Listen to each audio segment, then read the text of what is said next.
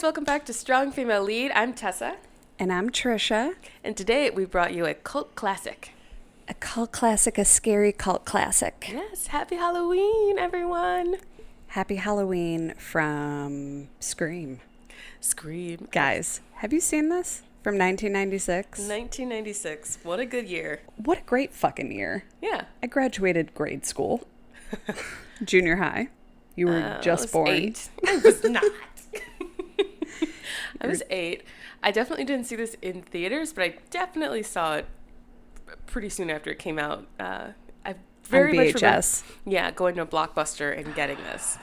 When my dad got it, and we were like peeking over the back of the couch trying to watch it with him, but not with him. Oh, I love that. Yeah, I definitely saw this in theaters. Ooh, your mom let you see this? Interesting.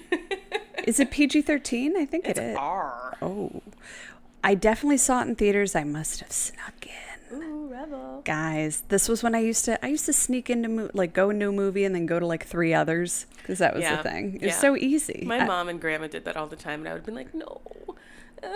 I know. We're gonna get our pictures on the wall and never be able to come back and see movies, which is like still one of my greatest fears. To not be allowed in the movie theater. Yeah. That's hilarious. Especially my my chosen theater, Regal Webster Place. Shout out to Regal Webster Place. Ooh, I love that if theater. you want to come on, sponsor a pod. Yeah, no, we'd love that. I will take those tickets or whatever else you're willing to give us. The thing is, though, now I'm like, would I want to sit through 9 hours of a movie? Yes. Do you mean 9 hours of all 4 screams? No, just like to sneak into multiple movies. Like, I just don't know if I'd have like... I mean, yes, I can Netflix for 9 hours, but I'm in the comfort of your own comfort home, of my own your home. own bathroom, most importantly. Right, my own bathroom, Ugh. exactly. I don't know if I'd want to, but I definitely saw this in theaters, and I probably saw it multiple times because that's what you did. That's what you did when you didn't go to bars yet. No, that's true. That's true. I saw Superbad in theaters, I think, like 3 or 4 times. Oh, I love that. Different friend groups. I was like, oh my God, I've never even seen this one. Ooh, and those friend dates, you know, where it's like Group 6. date. Yeah. And then like you sit next to the boy. I usually wasn't with the boy though. I was just like one of the extras, the friends, which is fine. I'm cool with it. Yeah, we had this pretty tight group of high schoolers, and I've been on both sides of that love triangle. And then everyone's just all very aware of what everyone's doing with like next to the person they like. Yeah, well, and then everyone else who came to the same movie but it was unplanned, and it's like, oh, well, you know, like Steve and John are like 3 rows down, two people over, and they came with her and her, like, you know. And her weren't invited. Yeah, because we didn't invite her, but we're somehow in the same movie theater, and we're trying to figure out how to get out without them seeing us. Oh, God. Yeah. And then you have to like play like, oh my God, I'm just so interested in the credits and hope they leave before you leave. Wow. And then you're like, even then you're like hoping that they leave the theater before you leave the theater, because it was in a mall, and so you just like empty out, and then everyone would be like standing there like waiting for their parents to pick. Like, oh God, the fucking memories of waiting outside. Our place was called the Promenade. ooh. It was just like outdoor shops and then a movie theater, and there was just right in front of the parking lot was, I don't know, the steps or whatever, and people would just hang out, and it was so stupid but so fun. I loved it.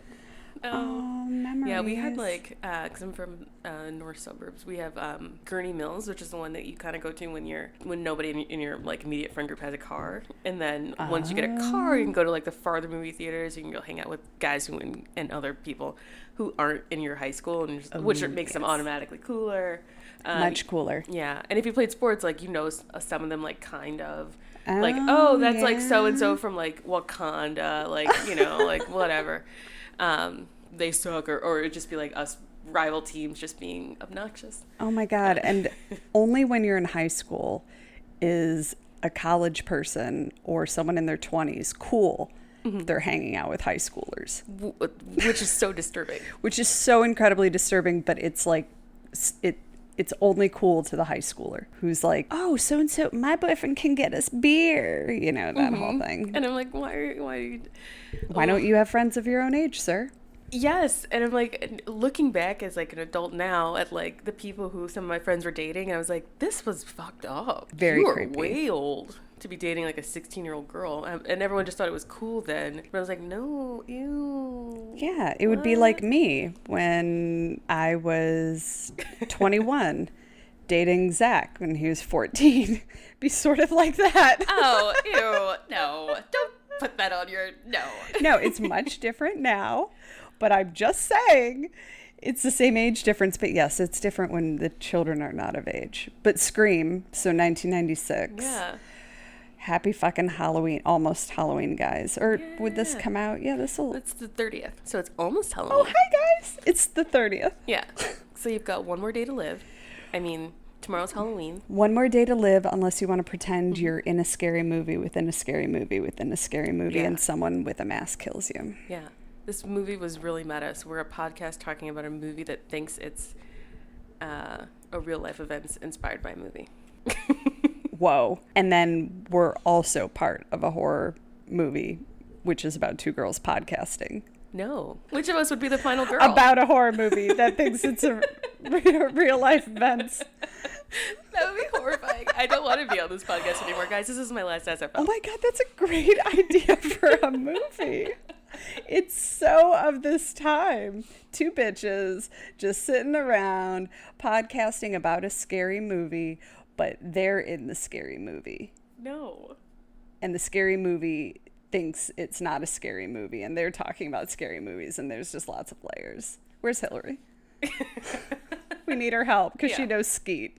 Oh, yeah. Shout out to Hillary with her name drop from... Name drop corner.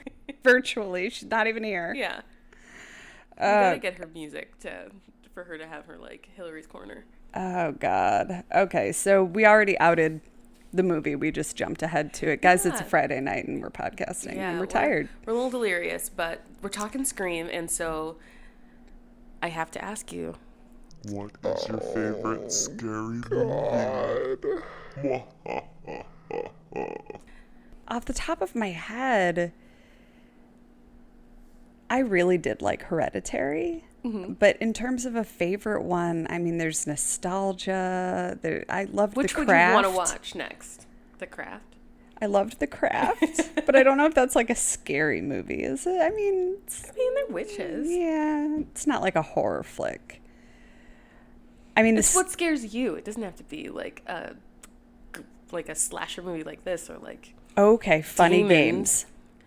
Okay, I don't know what that is. It sounds real scary. With Tim Roth and Naomi Watts, it just came to mind. I was talking about it with a coworker last week. It's about these two young boys, like teenagers, who knock on a door, ask for some sugar, I guess, because they say they live around the corner or whatever. Can we borrow some sugar? Like, people actually do that. But they go in and then they torture the family. Yeah, okay. That tracks. It's very, very scary. Yeah, I don't know what's funny about that. I don't know why you'd mislead me in that way. Yeah, no, I know. There's nothing funny. It was going to be a lighthearted comedy that, like, somehow, takes a bad, like, there's a bad audition. No. Oh. And then something. Audition. Is another scary movie. Yeah, it's an Asian horror movie. And I'm trying to remember if it was set in Japan, but it was about a guy who was auditioning women to be his wife, and then he picks one and he picks the wrong one, and she tortures him. Oh, I have heard of this.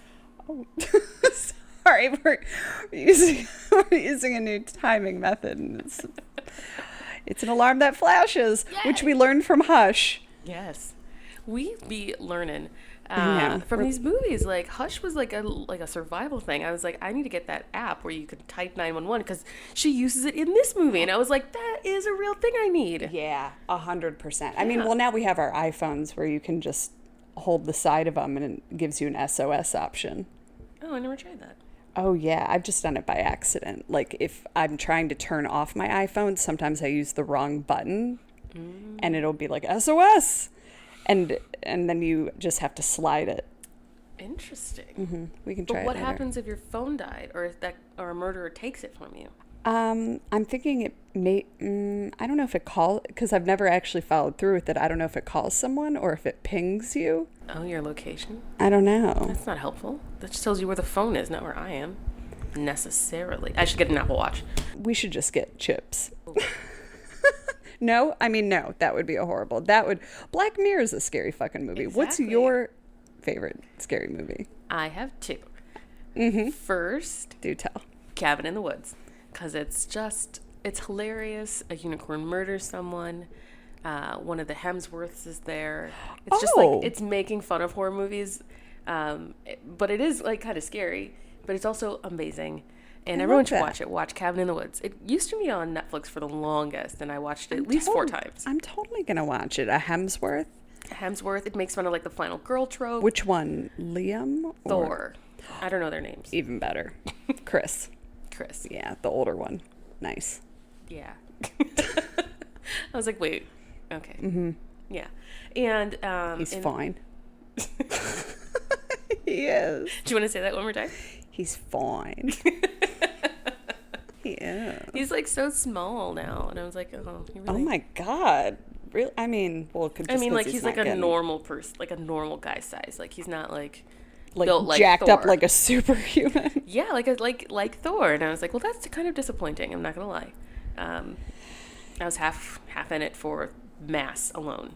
Like, you were huge.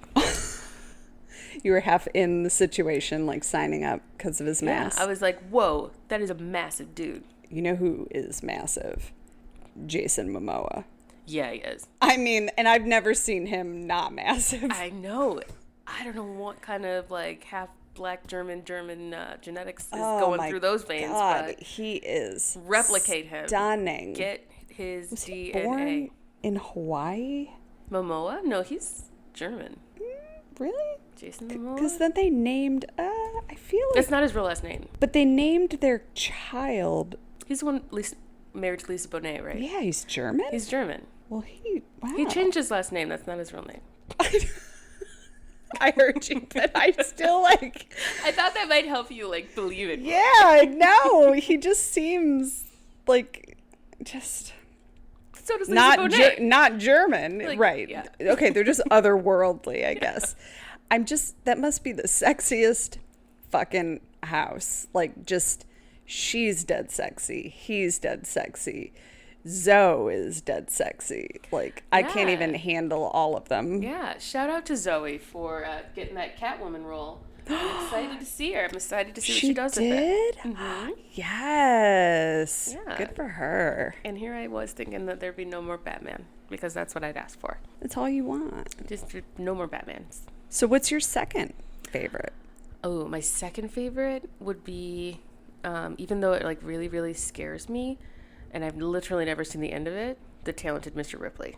I have no idea how it ends. I never need to find out. It was too scary. I don't remember, but I was very scared at a placid looking Matt Damon like, doing what he did. I stopped at around the time he was about to push somebody out of a boat, and like I was like, he's just gonna murder everyone. There's no stopping him because he's also Jason Bourne. So I don't want to know how this ends. There is no stopping him, and he's just that he seems so weak. Just like made it scarier for me. I'm just like, you're just so weak. Yeah. And then I wouldn't give an honorable mention to The Strangers, the movie that ruined my life, but I literally will never watch it again. So it's not really a thing. So I will never watch it again, ever. Yeah, I thought, because I don't watch scary movies a lot, I am just thinking of like the most recent ones I've seen. But like Midsommar, I can't watch again.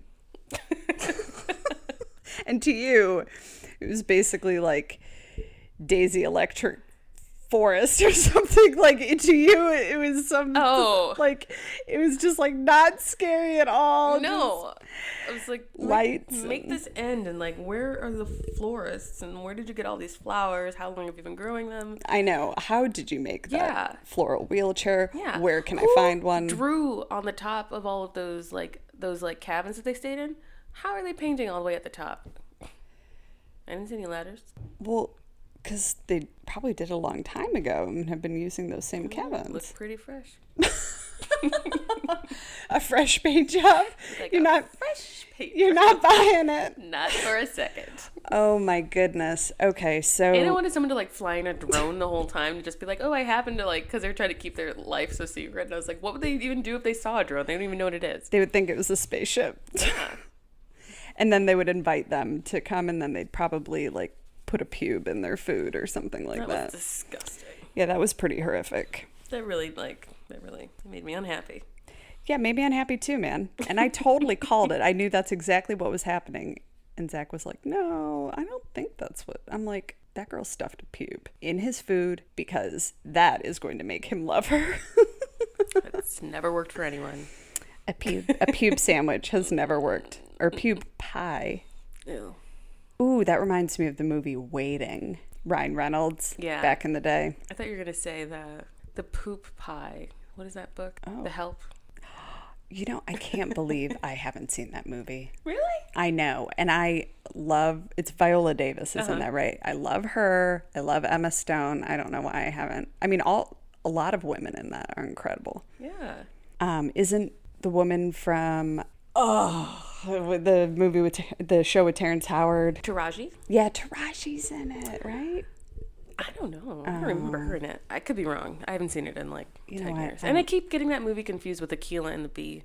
Both good movies. The what one? Aquila and the Bee, where she's in the spelling bee.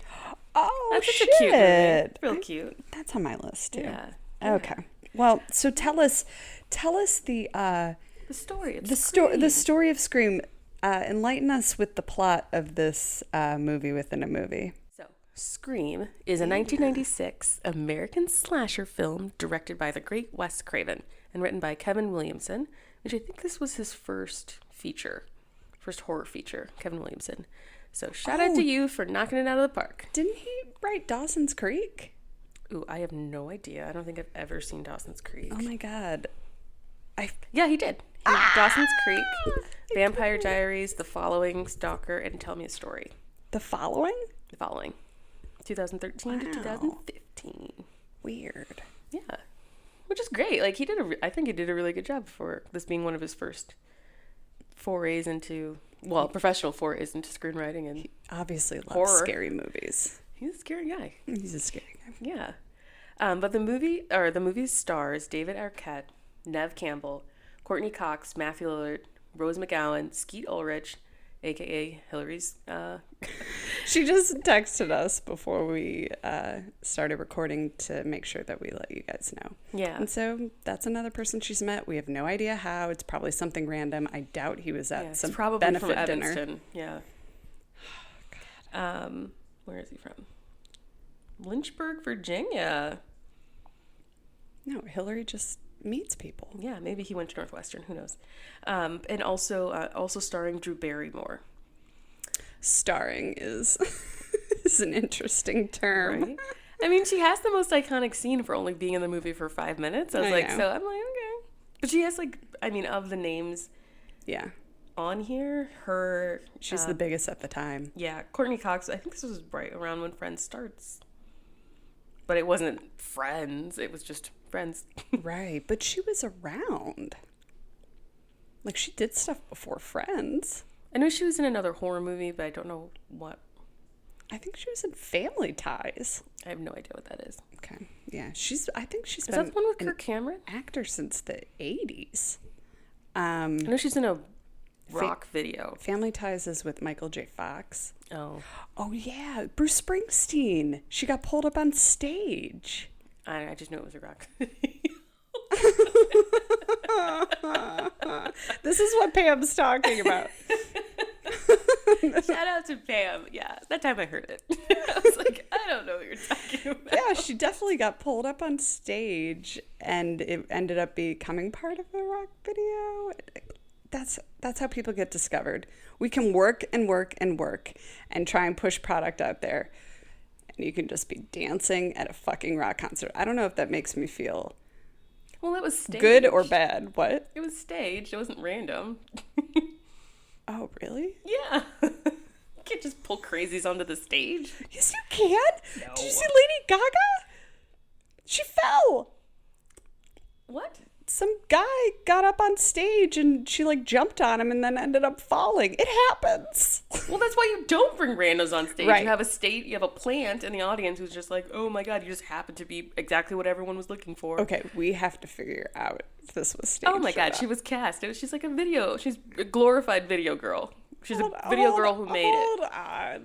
That is not real. I stand for Courtney's authenticity. Absolutely not. I'm gonna figure that out. Yeah. We're gonna fact check it. Yeah, we'll get it out to you on social media whether or not this is So Scream follows the character Sidney Prescott, who is Neve Campbell, a high school student in the fictional town of Woodsboro, California, who becomes the target of a mysterious killer in the Halloween costume known as Ghostface. Killer, just kidding. The film combines black comedy with a whodunit mystery, with the violence of the slasher genre, to satirize the cliche of the horror movie genre popularized in films such as Halloween, Friday the 13th, and Craven's own A Nightmare on Elm Street. The film was considered unique at the time of its release for its feature characters who were aware of the real-world horror films and openly discussed the cliches that Scream attempts to subvert. Ugh, that's a lot of words, Wikipedia. I need you to get this down to like 140 characters. Okay, first of all, I forgot that Wes Craven did Nightmare on Elm Street. I have seen Nightmare on Elm Street. I definitely grew up on that movie. Nightmare on Elm Street? Yeah, that's Freddy Krueger, I think, right? Yeah. Yeah. So I liked Freddy Krueger. He was like very reasonable to me. Don't fall asleep. Okay. I know, duh. Yeah, I mean, when someone's telling you how to live, you just have to trust them. Well, spoken from someone who's planning on being a cult leader. That does actually, that is a great tagline for the SFL Latter-day Saints. The SFL Church of Latter-day Saints. If someone tells you how to live your life, you should just trust them. Yeah. Says Tessa. Everybody, did you hear that? You should. Yeah. You should join. If you're not already a part of our congregation. I know. We're really beating that into our listeners' heads. Being very real. We talk about it, yeah. Very big part of their lives. If we bring it up enough, it's almost like... That is exactly how you indoctrinate like the someone. Jones Day Massacre, yeah. They're just... We should probably just record an episode with you just speaking whatever message you want to. Oh my God. To give to your cult, and it's a whole episode of just you. I'll get some isms, some Tessisms, some SFL's isms together, and I'll work them some praise music. A lot of fierce messaging, a lot of indoctrination. I think that we could do that. So, okay, so the characters here. We've got Sidney Prescott. Yeah. Well, let's start with the opening. Oh. Drew Berrymore. Okay. What did you think? I was like, I wrote some notes because I was watching this partially at work because I was like, I don't have anything else to do because I'm so good at my job. And, right. But I was wondering the whole time, and I think I've seen this movie maybe 10 times and throughout the course of my life since '96. But I'm like, why did they kill Drew Berrymore? What did she do that was wrong and deserved for her to get murdered? So she didn't know who the actual killer was in Halloween, Friday the 13th, Halloween. That's murder worthy? Yeah, I never actually thought about it. I figured that it was just kind of like the murder to get it going, because it was all leading up to. But then why wouldn't they have the mom be the murder that gets things going? Well, because that was a year before. But why not just start there and then say 1 year later? Why Drew? I don't know why Drew, but I think they wanted Sidney to be scared. Bring back Drew. Justice for Drew. I know. It really was an untimely death. And then her mom, I thought that was a really sad death. That was a very disturbing and sad death. And I think it was so that they could have fun stalking Sidney. And they'd need a kill in order to do that. But they've been trolling her. They could have been trolling her for a solid year. I think the movie should have just opened. I think they just got Drew Barrymore to sign on to this, and they're like, we got to write her something. Yeah, you could be right. But I was like, why not show the mom being murdered? Because we don't know who Sydney's mom is. We don't know that they're connected, and what we would have been watching is Sydney's mom's murder. Why not just start the story when the story begins? And why was the dad so mad? He hated Sydney. I was like, yes, your dad's got, what's going on? What? The dad, Sydney's dad, when he's like, I'm leaving. You know where I stay. And I was like, is that how you leave? Is that how dads leave families? Because I never fully didn't expect him to come back at all. I thought he left her the house. He's like, done with her. Oh my God. He was so mean. I didn't think he was mean at all. I thought he was just like disinterested dad, like just kind of like just going, has to go to business and maybe he's not. He's like, it's like the reason he has to go to business. What? He's a busy businessman. I didn't think it was mean. I thought it was just like he's just not really that emotional in that moment, or it was just like a sitcom dad that's like, no, I'm leaving, so kids have fun. No, I don't care. Like treating her like a prostitute. He's like, there's money on the table. I'm going to the Hilton. I'll probably never see you again, is what I got from that scene. Oh my God. I've definitely been told the money for the food is on the this is where I'm going. But not in that tone. I heard no tone. I heard all the tone. Like, at all. I was like, why are you such a mean daddy? Like, ugh. Oh my God. Okay. And then she keeps calling him daddy, which I think is so creepy for adult children to call their dads daddy. Stop. Oh my God, that is just so funny. I thought it was just, I know Dad. Okay, I know Dad. Like, he was checking in on her. That's what Neve. Or Neve. I think Neve. I was like, where is her name from? But it's not Neve. Or it's not Neve. Neve, I think. Miss Campbell. She was giving like, uninterested kid who still loves her dad. That's what I got from her. Yeah. The dad was like seething. Okay, I was so concerned for Neve, and I was like, well, she's gonna be an orphan. She kind of was. This just makes me think of when people show faces, like you'll show like a smile. Autism face. What? This autism kid. No. Is that what you mean? No. When they're like, yes.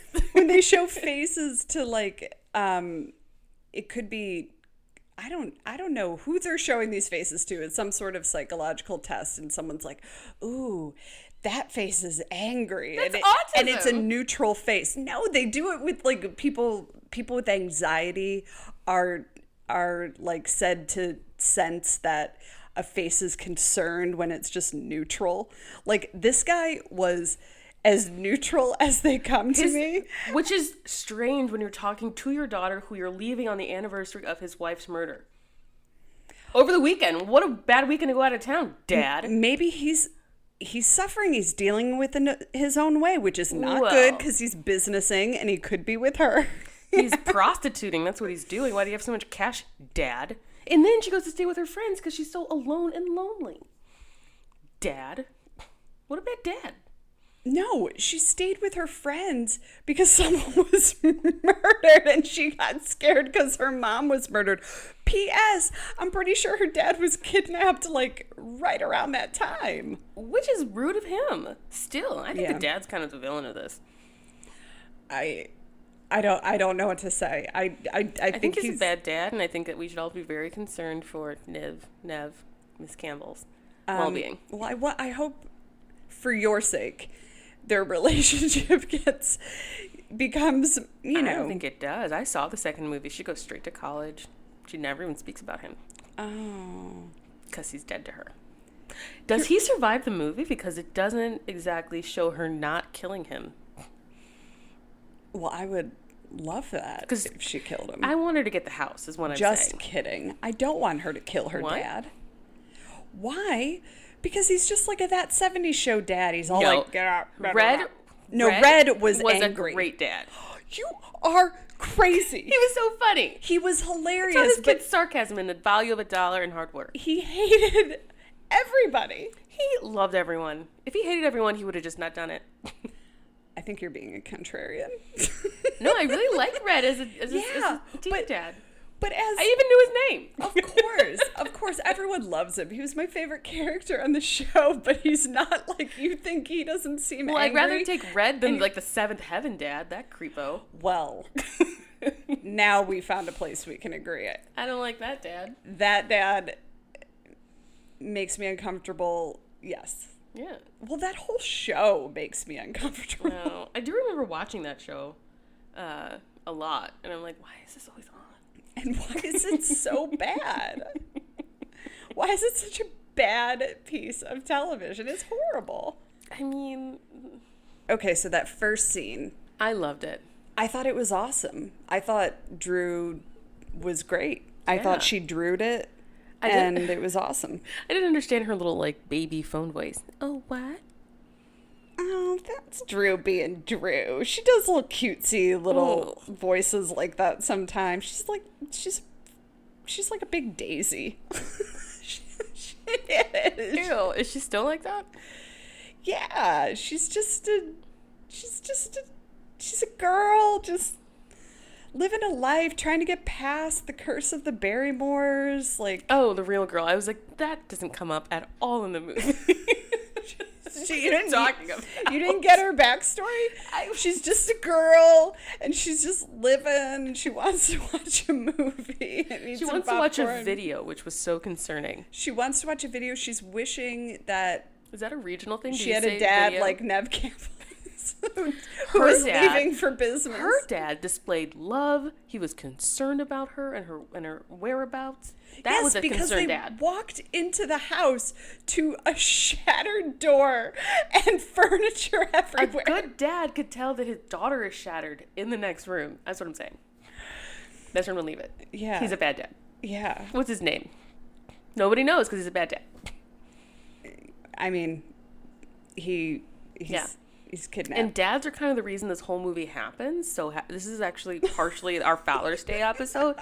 And we're kind of saying that dads are the worst and cause people to murder people. They tried to blame this on Sydney's mom for being kind of a harlot. I'm not saying that. But it's actually the dad's fault, because if the dad of the murder boy was a better dad and a more concerned dad, then his son wouldn't have been a murderer.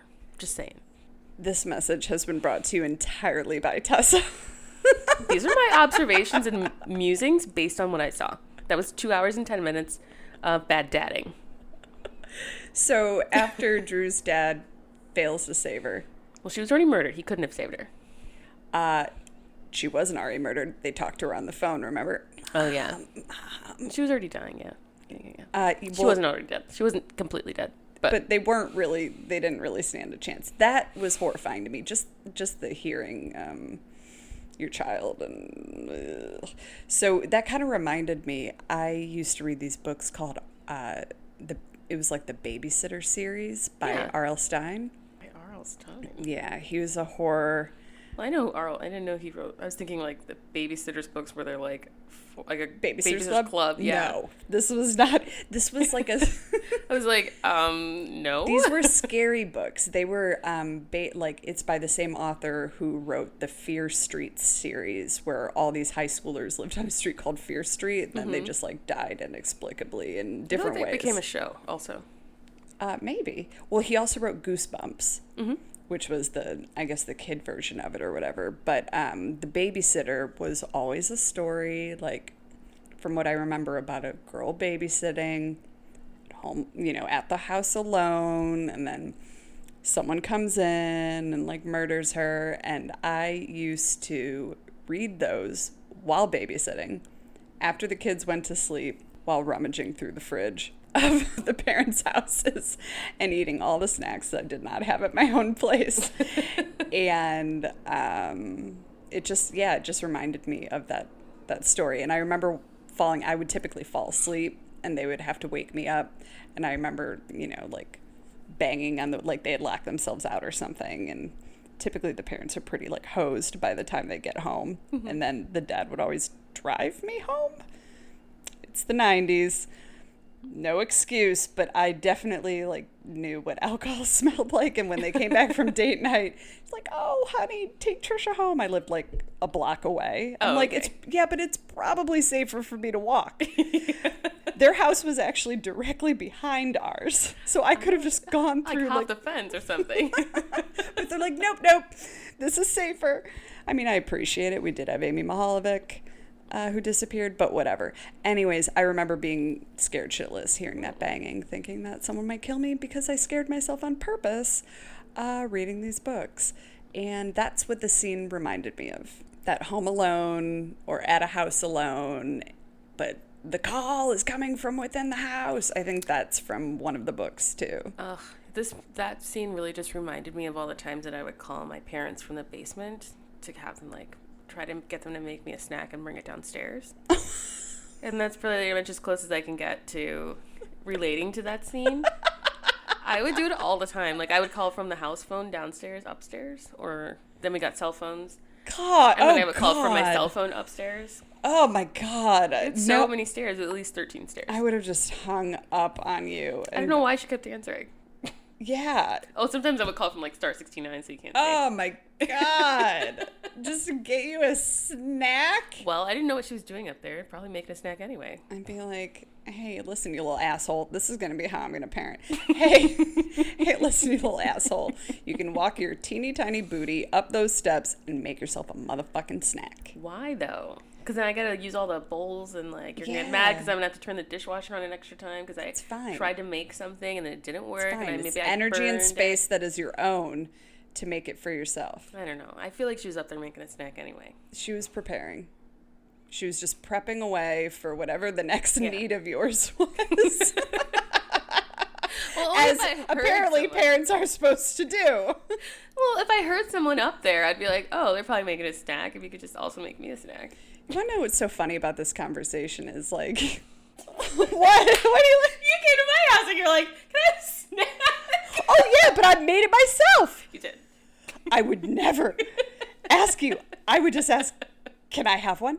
And then I will go. I thought you were making fun of me because I am blinking hardcore because my contacts. Oh no! I was like, wait, you had a snack? Oh yeah. Oh for sure. Yeah, guys, I had popcorn and peanut butter because I'm starving. P&P. Well, you have a lot of siblings, so you may have experienced something similar, but my mom didn't have a lot of bandwidth. So, because being a single parent, so she definitely, in ways that she could, would, obviously, like, she'd take care of us. And one way she shows love is by, like, cooking and feeding. It's what moms do. But, I love it.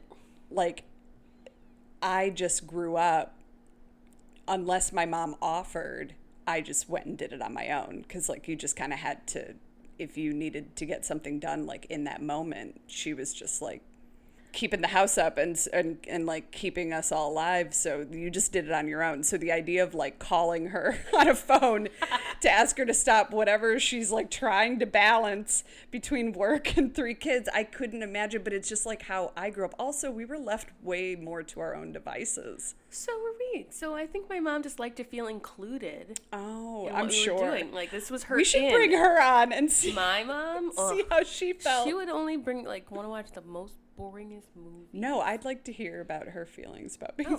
I do think that like my mom like sometimes just wanted an in to like because we would be watching something in the basement. She doesn't know what it is. So it was for her. Yeah, I was helping. That was so thoughtful of you.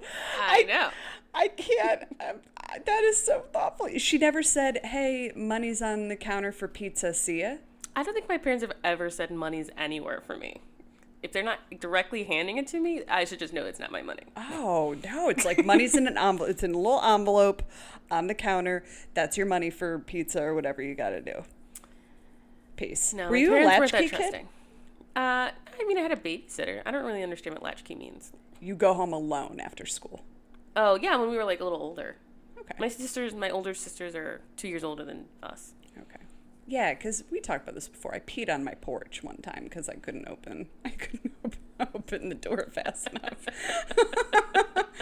That's a little too young. That's a little young to be latching. Yeah. Ooh. Okay, so Back to first bad scene. dads. Yeah, back to neutral disinterested fathers. I get it. I mean, he That's wasn't a bad like dad. he Who wasn't wants trying to hug her. He wasn't thinking about like how she was feeling. I totally fucking get it. And I'm starting to think that he drove Niv's mom into the arms of that guy's bad dad, that other bad dad, because he was ignoring her probably being a busy businessman. He was businessing. Which, of course, I mean, how else could she respond? I don't know. If I've learned anything from films, like Basic Instinct. You do not. No. Damn it! What is it? God damn it! Why can't I get these movies? It's just like this, like block. It's like people because they mentioned Basic Instinct, and that's why I think it's on my head, in my mind. In the movie. Yeah, they mention it. Basic Instinct. Because he's like, your mom's not as hot as Sharon Stone, and the other one's like, in this movie. Yeah. I just did a point with my toe, meaning this movie, meaning pointing at the laptop. Okay, I thought you meant in Fatal Attraction. I was like, I don't think Basic Instinct was out unless they were just seeing into the future. No, it wasn't. There will be a movie out, and she will be just as crazy as I am. Oh, God. Okay, so... And you'll be there. Yeah. And you'll be there. And you'll be there. So... I'm going to do that to people. Drew. Probably later today. I was having a dream, and you were there. And you were there. And you killed me, and you were a busy businessman. And you were a mean daddy. He couldn't have been more neutral. It's so in fact, much better when you say it in a British accent. You're a mean daddy. You mean daddy? Yours is like Oliver Twist. Daddy. Please, sir, can I have some more, sir? Yeah. Daddy. Oh, God. I can't wait to watch this again and see just how... You know what? We are going to watch that one scene. And he is neutral as fuck. So seething. I could see steam coming out of his ears, and I'm like, what is your business, sir? I'm sure he had an idea that her fucking weird-ass boyfriend or someone was in there because of all the fucking clattering, and then it's like, I'm fine. Your wife got murdered, and you heard screaming, and you just took it as, like, you didn't hear it? Sir, that's why your wife got murdered.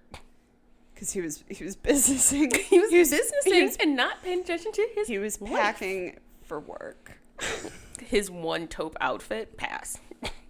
Well, I guess he was the one day for him. He was kidnapped immediately after. He didn't even make it. So your wish, he was stuffed in the closet of his own home, deserving. I mean, as you say, everyone who needed to be punished in the movie got punished. Is what I'm saying. Whoa! No. According to the rules, he's not a virgin, and he said he'd be right back, and he wasn't. Okay, we need to nailed it. We need to look into when someone told you that they were going to leave and then didn't come back. Said they were going to be back and didn't come back because it seems to be striking a chord. I guess I would be the one who says I'm coming back and then don't come back because I probably fall asleep. And then fall asleep. Mm-hmm. I mean, I feel a little bad, but then I'm like, I was also tired. So. Yeah, and then you were just like answering to your bodies. Yeah.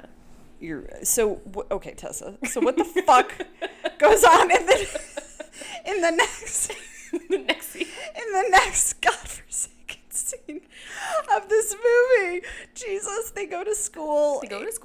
They meet their creepy boyfriends. We see Rose McGowan's hair, which is terrible. But I am overall looks great. So into her in this movie. I just wish she was a redhead. Why that gross blonde color? Maybe it's the lighting. And she really pulls off a pixie cut these days. She's just got a gorgeous face. Yeah. Her lips are like a little bow tie. I'm just like, what are those? What? Is that, or Cupid lips? Did I make something up? Good God. I've never heard it, but I mean, do you? Yeah, I love her, except I'm sort of like, why are you with this douchebag? Right? Although, when I first saw this, I had a huge crush on Matthew Lillard because I always liked the funny guy. Mm-hmm. And I do think his physical comedy, he does like bring a presence in this movie, but I just, as if I were her, if she were in real life, dating someone, he like doesn't have an off switch, and that would drive me fucking crazy. So was asking myself, whatever your name is in the movie, Tatum. I love that name. Shout out to Tatum. Like, why are you with this guy who is making all these like crude jokes, talk about someone who's an asshole? He has zero sympathy for Sydney. But now we know why, because he was a fucknut killer. Actually, we don't know who killed who, right? Like, which killer murdered which? Yeah, now that I think about it. Ooh, interesting. Like, I wonder if he killed his girlfriend. Well, anyways, but he was just a fucknut. And I was like, other than his height and his humor, his timing. He must have killed her because the other one was upstairs with banging. Sydney. Yeah. They were banging. Yeah. Yeah, and he was the one who asked her to go get him a beer. Mm-hmm. Okay, so they go back to school. They go to school. They find out that Casey, aka Drew, has been murdered along with her big bad boyfriend. His intestines were splayed on the lawn. Splayed. And Sydney is like, well, fuck. Like, oh my God, tomorrow's the anniversary of my mom's death. Yeah, a lot happens in 24 something hours. Traumatic happened to me. Everything's about her. Ugh. Oh, yeah, Sydney. Get over yourself. I mean, whatever. Because tragic things don't happen to everyone in this town. Whatever. That's what I'm saying. And I don't know. It seems like, I don't know, if we stopped focusing on you all the time, maybe we could have found the murderers earlier. Maybe if you would have worked in a relationship with your dad, we could have avoided this whole mess. If your dad just would have been a better dad, frankly, none of this would have happened. I'm not trying to place blame, but a logical conclusion would be like, if that dad was a better dad / better husband, none of this would have happened. Well, that is exactly the argument that the psychopath makes at the end. So I'm just drawing a conclusion here. You do seem to be making the same argument. I'm not saying what he did was right. He was abandoned. And that was a reason for just killing people. But say, okay, so they're at school, yada, yada, yada, but why killing. Kill Sydney? I would have killed the dad. Kill the bad dads. No, because he wasn't mad at the dad. He was mad at Sydney's mom. But he already killed her. I was like, I didn't get why they're playing with Sydney. Because he was playing the long game with Sydney, I think, which is weird. And again, but you got the revenge. If they really did kill the mom, like, why the fuck did they wait an entire year? Mm-hmm. It's just kind of like, so actually, if it had been a year, they'd been together 2 years, which means they were dating for a year. Now I'm putting it together. He kills her mom and then dates her for another year just to kill her. Was he just waiting to have sex with her, or is this just where the trope plays out to where, like, the attempt, it has to be, because logically, this timeline makes no sense. It seems like an awful lot of work. When did your mom leave? Was it yesterday? Because it seems fresh. Yeah, very fresh. And did she have another family? Like, what sparked this? What's your trigger? Yeah, and when he tells her to just get over her mom dying. Yeah. I'm like, again, boyfriend points had by all here. This is like the Midsommar boyfriend to me, where they're just like, it's been a year. And she's like, hi, my mom's dead. Yeah. She was brutally murdered. Your mom left. I mean, it's a little different. Yeah. There's a tragedy aspect, like a mortal tragedy. Mm-hmm. You can get your relationship back with your mom through counseling and effort. Yeah. I can't talk to dead people. No. Well, maybe through counseling and effort she could. Never mind, I take it back. I stand corrected. No, through a Ouija board. Effort. Or a medium. Practice. Which I have seen a medium before. No, thank you. I liked it. No. It was weird. But yeah, so this timeline, now that I'm like really deconstructing this, I'm like, Jesus. This doesn't make sense.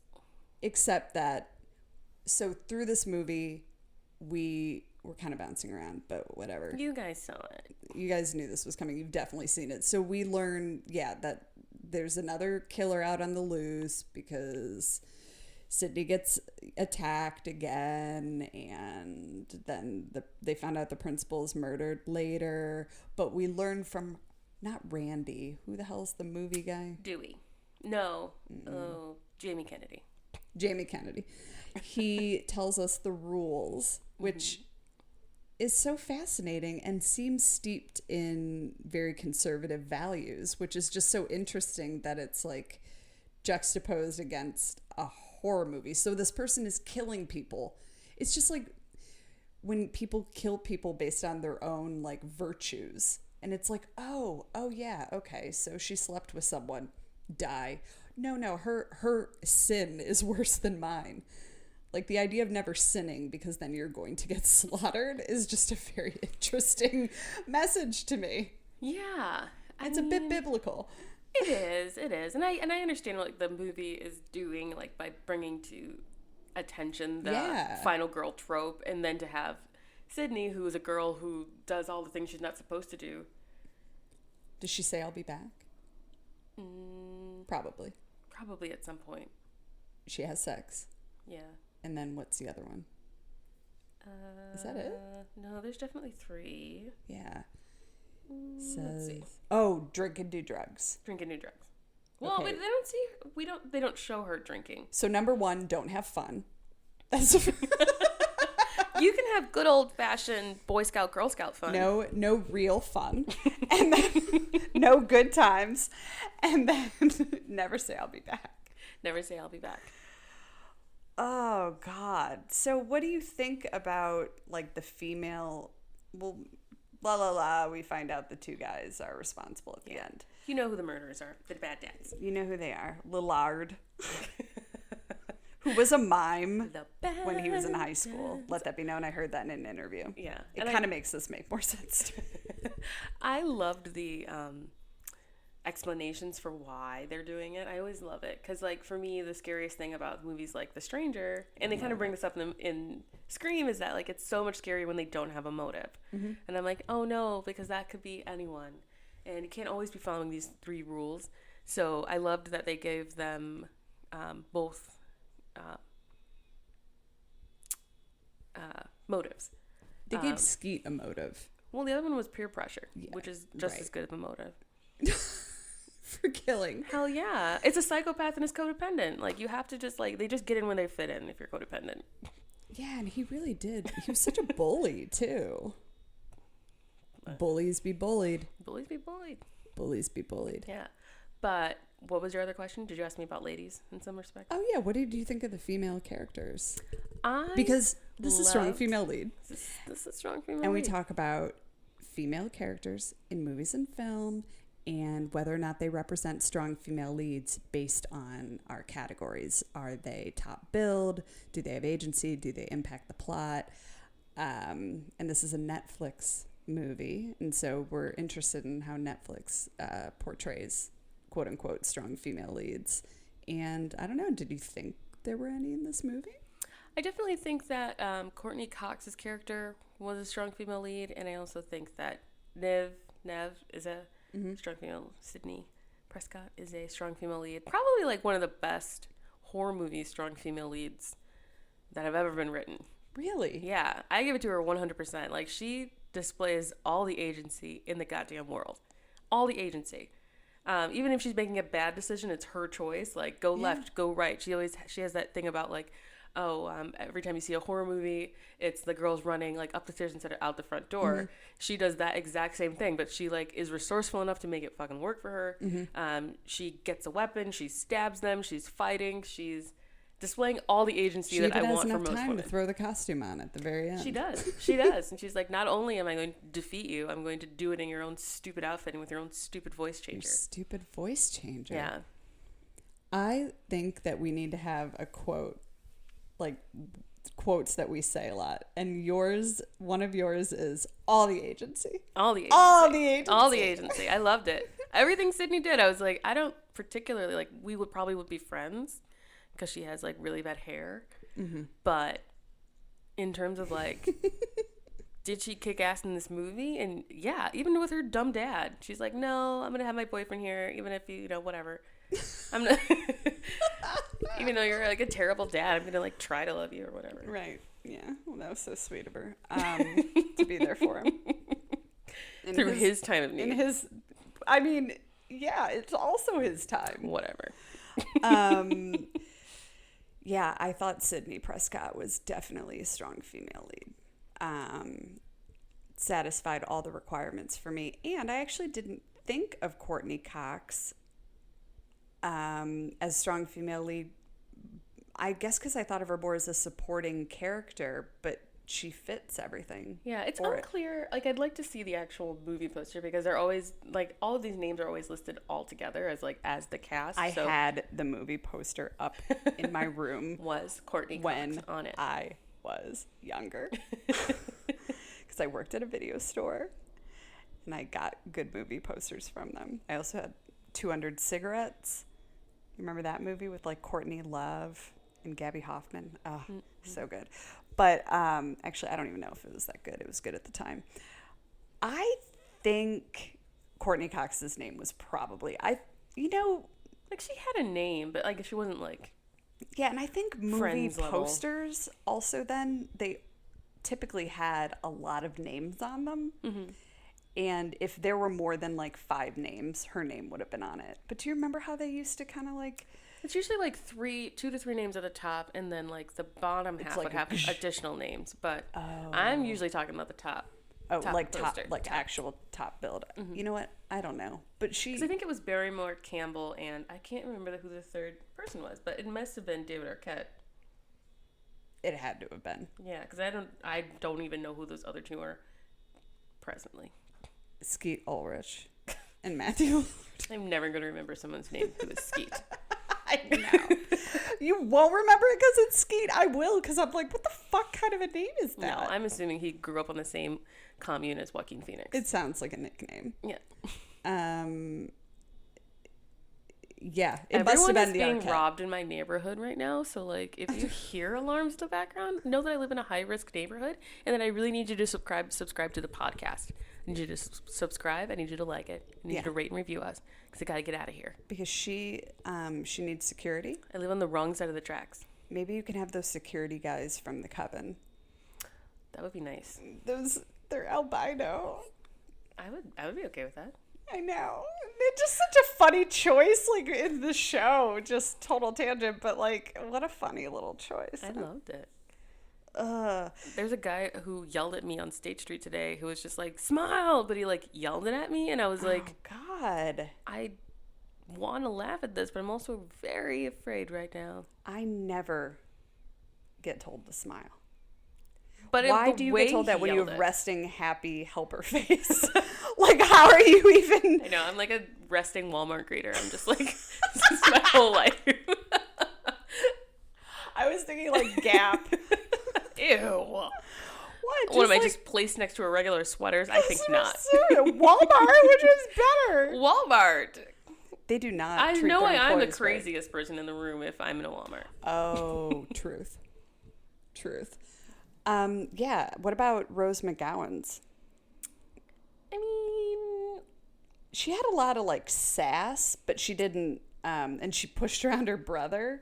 But, like, I don't think a strong female lead, like, when we talk about them, a lot of times it's stuff they're doing or saying that, you know, it has to be kind of in, like, disagreement, typically, because a lot of times in movies, the women are being told what to do and how to act. Mm-hmm. And in real life, it doesn't necessarily mean, in order to be a strong female lead, you have to be, like, doing the opposite of what everyone says. But in movies, it almost tends to be that way because, like, the characters are made to be either agreeable right, or not. Right. There's nothing in between. And she was just a bit of an in-between. Like, she didn't make any serious moves, but then she just, you could tell she just, like, kind of said what she was thinking. But sometimes I was like, you're not being that sympathetic to your friend either. Exactly. I was like, what are you, like, I'd be super annoyed if you were pushing me to go to this party. Fuck off. Yeah. But I'm going because I don't want to be alone. I think that for me, and especially in, like, a horror movie, one thing I'm looking for when I'm trying to bestow my SFL upon a character is whether or not they're, like, saying no to their trope that they're written into.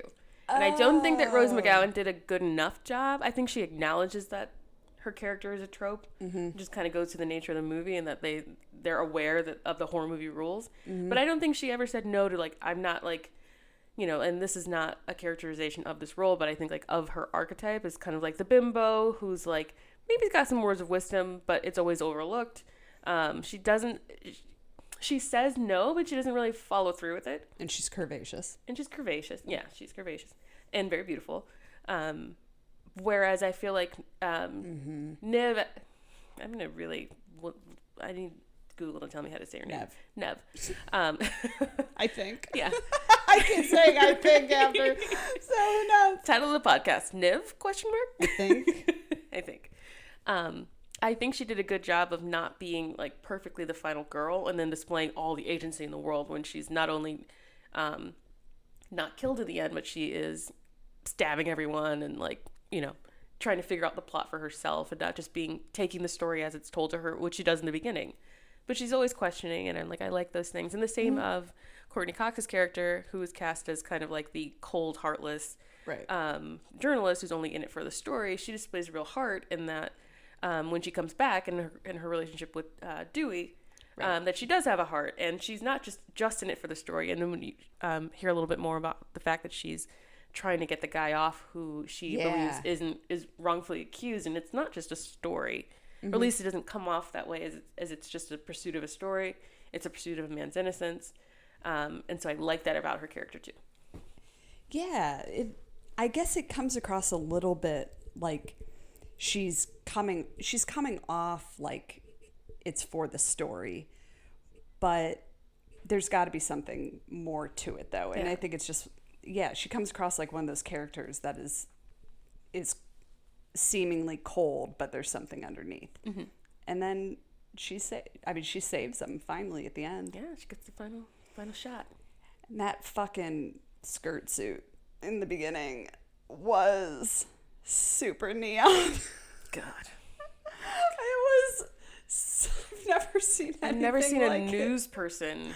I've never, ever. I've never seen anyone. It's like, where are your taupes? And her hair, but not her fault, 90s.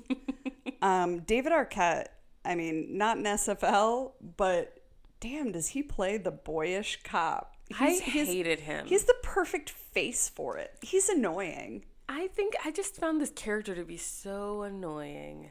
He was annoying. I was as annoyed with him as his sister was. Like, I love it. I was like, Roxanne? Yeah. What? Which Arquette was mad? And maybe if we're thinking of all the Arquettes, it's just like, he just doesn't do it for me. I just didn't need him and Matthew Lillard. I think they were both trying to do the same thing. And I'm like, I don't need both of you.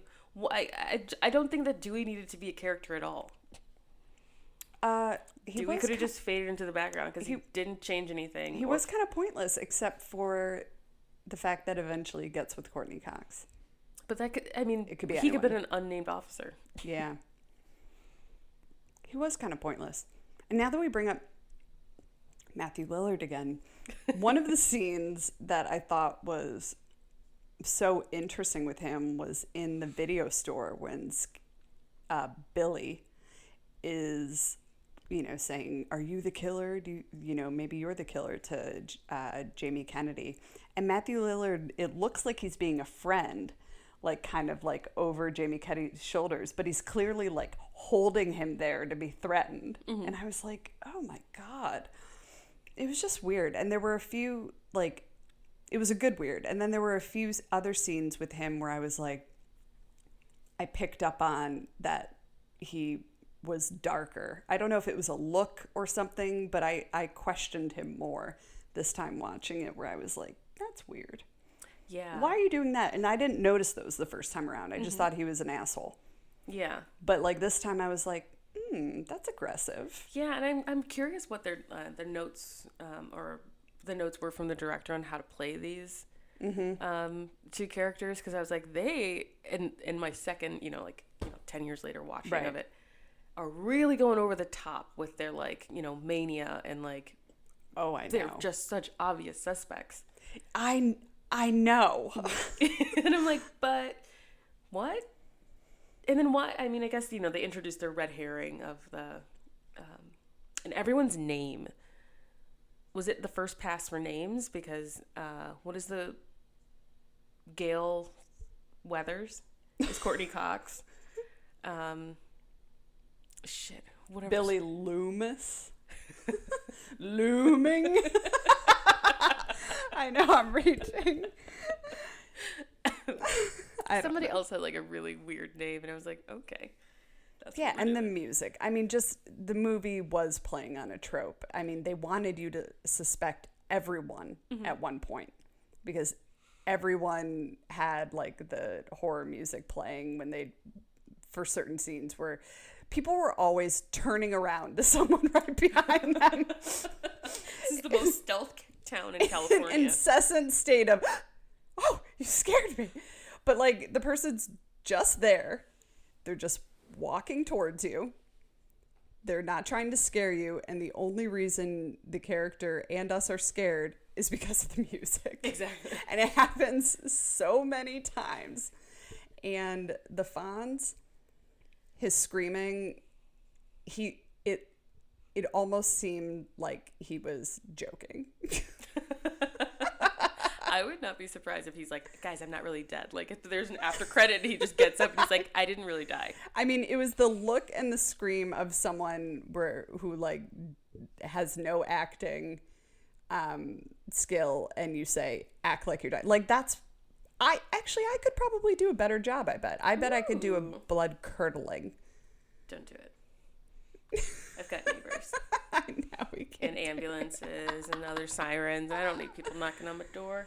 Oh, I wanted to make a mention of, even though Tatum, we don't think she's an SFL, Rose McGowan is a motherfucking SFL in terms, well, just in general with this Harvey Weinstein thing.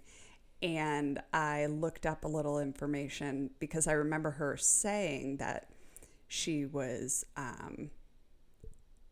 raped by Harvey Weinstein early on in her career. And as I was watching this, I was like, oh, this must have been early on in her career. So I looked it up, and she was raped the following year. And so it was just kind of allegedly. I mean, he was charged. I don't know where that is, and that he's probably going to settle. It's going to be something shitty. You think? I don't know. Hopefully he gets actually a criminal penalty. I think he will. I don't know anything about what's going on with Harvey Weinstein. Oh, okay. But I do know that this is a Miramax movie, so that she definitely knew him. So I looked up producer, and I didn't see Miramax. They're in the opening credits. Oh, shit. Okay. Well, then there you go. Okay. So this is when she's getting to know him, apparently. And I don't know, watching it just made me feel like icky, because this is a time that I remember, like, those styles, as ridiculous as they are, like, I can remember seeing those on the street, being old enough to see them and understand them for what they were. And this was a time where, like, that, I mean, that's the casting couch and all of that has been happening forever. But this was a time where I was old enough, to be a little bit more cognizant. And I don't know, just kind of seeing her in that role and thinking of what was to come very soon after, and then how she'd get blacklisted pretty much from a lot of movies because Miramax was so big. And then just thinking about how hardcore she's been. I mean, she's been saying this stuff about him for a really long time. And people finally started listening when other things started coming up. But she said she had told people like very soon after and was just kind of, ignored. And she's been standing her ground even with spies. Even with spies. I mean, that is shit that, like, that's crazy. Anyways. There's a lot of money on the line. So anything's possible. SFL, fucking Rose McGowan. SFL, come to us. Come to us. What? Come to us and be on SFL, and we'll interview you and hang out with you. What? I don't know. I'm sending a call out to Rose McGowan. Oh, I thought you just named SFLs to come to us, and I was like, is that like an incantation from the Church of Latter-day SFLs that I didn't know about, or because I didn't? Not afraid. No. SFL We had to will go before you. Does anyone know that song from Catholic Mass? I don't like it, but it was very scary. Oh man, I feel delirious. Yay. So Delirious. what would you rate it? I'm gonna give Scream 3 butcher knives. That's the butcher knife action sound for stabbing. And I'm going to give it 2 sad dads. I'm going to give it 3 butcher knives for SFLs. I think it did a really strong portrayal of women in horror. I highly recommend that people see it, but I'm going to give you 2 for bad dads. Sad dads. Got it. Dad bods. Dad bods? Oh my God, 2 dad bods. I'm going to give it...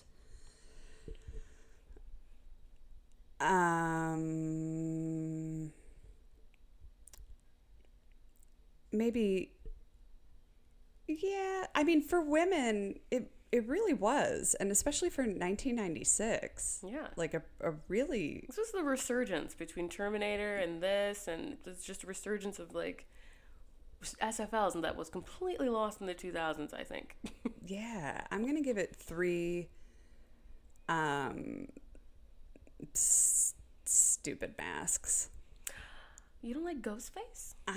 It's not scary. And that was the biggest Halloween costume. Oh my God. You still see it. I know. It is kind of iconic, but I think like it's the stupid. name, Ghostface. Is it really called that? Mm-hmm. That's what Rose McGowan calls it. Oh, okay. Got it. Yeah, I give it 3 stupid ghost faces. Yeah, I'll stick with 3. It wasn't as good this time around. I'd seen it multiple times when I was younger. It was very nostalgic to watch, but not as entertaining. But a really good, looking at it from an SFL perspective, really good. Yeah. And if you enjoyed this movie, you'll really, really enjoy Cabin in the Woods. I cannot recommend it enough because it is so perfect, but it's in the same vein where it's like poking fun at itself, but also like has a very strong female lead. Oh, good. Great characters, and a unicorn kills someone. Well, a unicorn. Go. Spoiler alert. And that's worth it. That's with the horn? Worth the price of admission. I'm not going to tell you how. It has to be with the horn. Why would it be a unicorn that killed the people unless it was with their special thing? No comment. There's also a merman who murders people. Yeah, but we're talking about how the unicorn kills people. But maybe he doesn't kill people with his trident. Maybe he kills them another way. Oh, it's called a trident? A 3-pronged fork? Yep. The unicorn has it? No, the merman. What? I thought the horn was called a trident. I was like, that doesn't make sense. No, it's called a horn. It's called a horn. Oh, no, I'm talking about the merman now. There's a merman and a hillbilly family. A lot of good stuff. I like the combination of those things. You got to see it. It's all right, so fun. And a Hemsworth. And Jesse Williams. Williams is shit. There. All right. Yeah. Well, now you sold me. That's good. There's a Jamie Kennedy-like character. It hits all the tropes. Nice. It's good. It's good stuff. Cabin in the Woods. Well, guys, if you like what you hear, you should follow us on Instagram at StrongFemalePod. Yes, and tweet at us. Tweet at us your favorite scary movie. But don't try to scare me. Otherwise, I won't tell you that our Twitter handle is SFL_Chicago. But don't try to scare us. Yeah, don't send us scary pictures or like tag us in scary things. Yeah, don't scare us. But let Tessa know how you felt about this father. Yeah. And also, like, what size robe you'd like for the choir of SFLs. And you don't have to. We'd like you to rate, review, and subscribe on Apple. 5 stars. If you leave a review, we will read them on the pod. Yes. And maybe even get a guest hosting gig out of it. What? Wait, we're going to go on their podcasts? No, them. Come to us. Ew. Okay, maybe we can cut that. I was like, where are we going to record that? I don't know. I didn't think it through. We already know that I live in a high-risk neighborhood. I can't invite strangers into my home. We get it. And especially since you're the scariest movie to use, The Strangers. Yes! Tricia. Okay. I don't know. I didn't think it through. Take it out. Hillary, I think, is editing this. Take it out. Oh, my God. And I think that's it. Guys, I think that's it. We're delirious. It's It's a Friday before Halloween. Mm-hmm. Tell us what your costumes are. Mm-hmm. Tag us some cute things, like what are you dressing up your kids as, or dogs? Yeah. Or you if you're cute, but not if you're not cute. Yeah. Yeah. I second that. Yeah. Or if you decorate your house in a cool way, that's cool. Just nothing scary. You could tag me in scary stuff. No. And then I'll share it with Tessa. Oh, no. So. I just thought, what if someone tags you in a dark web thing? I almost started crying just then. Well, let's I see gotta if stop bringing that up. It's been I don't. A couple episodes. You're truly just like expelling your biggest fear out in the universe over and over. You're asking for it to come to you. No, I'm not. I'm really afraid now. I'm gonna cut that part. All right. Until next time. Bye. Bye.